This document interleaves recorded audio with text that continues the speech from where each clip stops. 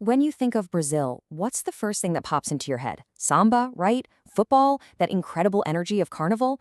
I mean, these things feel so fundamentally Brazilian, like they just grew out of the soul of the country. But here's a wild thought. What if I told you that identity wasn't just born, it was built? That the very idea of Brazilianness was actually a deliberate, strategic political project? Well, that's the story we're diving into today. So we're going to explore how these symbols, things we take for granted as being quintessentially Brazilian, were carefully chosen and forged into a single, unified national identity. This all happened during one of the most transformative periods in the country's history. It's a fascinating story about culture, about power, and really, about the birth of modern Brazil. All right, so let's set the scene. Our story kicks off in a Brazil that's on the edge of a massive transformation. The year is 1930, and a revolution brings a new, very ambitious leader to power, Getúlio Vargas. And for the next 15 years, his vision wouldn't just reshape the country's politics and its economy, it would try to reshape its very soul. Now, Vargas didn't just walk into a stable situation. He came to power during this huge period of national upheaval. People were flooding from the countryside into the cities, and everything was changing fast. At first, he was a provisional president, but by 1937, he'd had enough of that. He seized absolute control and established this authoritarian dictatorship he called the Estado Novo, or the new state. And that move gave him all the unchecked power he needed to bring his vision for Brazil to life. You've got to picture Brazil at this moment. It was a country of total contrasts, kind of caught between two worlds. You had the old rural agricultural past clashing with this new industrial urban future.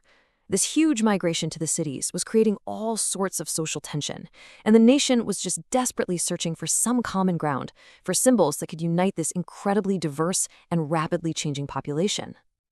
So into this fractured landscape steps Vargas, and he was a master of marketing, let me tell you. He built this powerful populist image. He called himself the Pai dos Pobres, the father of the poor. By doing this, he was basically telling everyone he could rise above the messy old politics. He was the great unifier, the savior of the fatherland that Brazil needed to guide it into the modern age. Okay, so you're Vargas. You've got this massive, continent-sized country with a population that's all over the place. How in the world do you get everyone on the same page? You need new tools. You need powerful tools that can reach everybody, everywhere. And this, my friends, is where mass media makes its grand entrance. The media landscape just completely transformed. Before Vargas, you had newspapers that only a small, literate elite could read. And cinema was, just this new little curiosity. But under his government, these things became weapons, tools for mass communication. Cinema became a family ritual, sure. But the real game changer, the ultimate tool for national unification, that was the radio. Radio was absolutely revolutionary. I mean, think about it. In a country where a huge portion of the population was illiterate, radio was like a superpower. It could completely bypass the written word. All of a sudden, the state had a direct line right into the living rooms of millions of people. From the big cities to the most remote corners of the country, it was a way to speak to the entire nation with one single powerful voice. And this chart really just drives the point home. Look at the reach of radio. It completely dwarfed everything else. The press, even the growing popularity of movies, they were no match. Radio wasn't just another medium. It was the medium.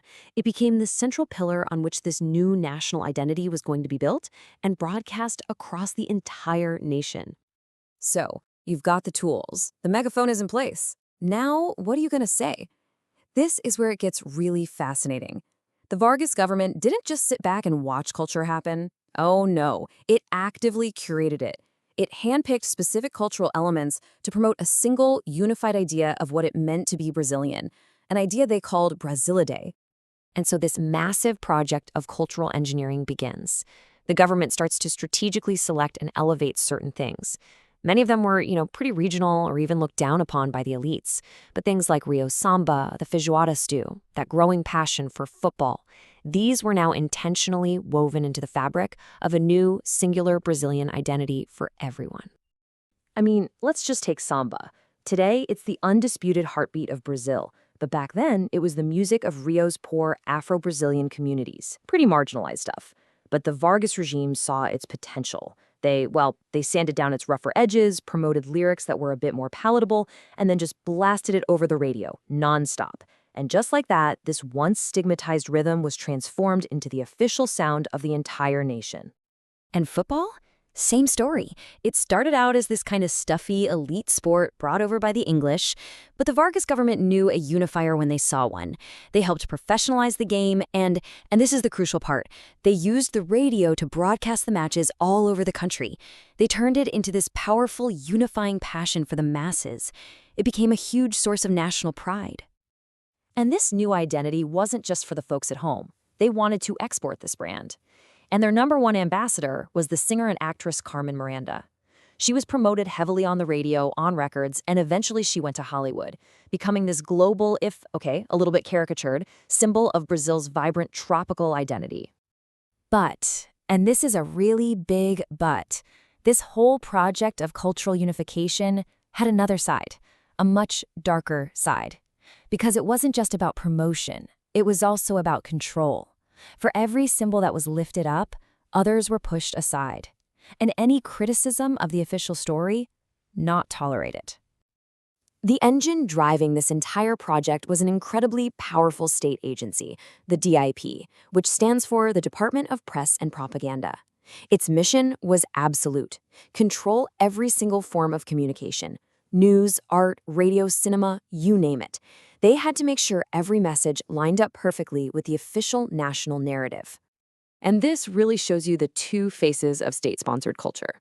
On one hand, the D.I.P. was this incredible promotion machine, building genuine national pride through these hand-picked symbols. But on the other hand, it was a ruthless machine of censorship.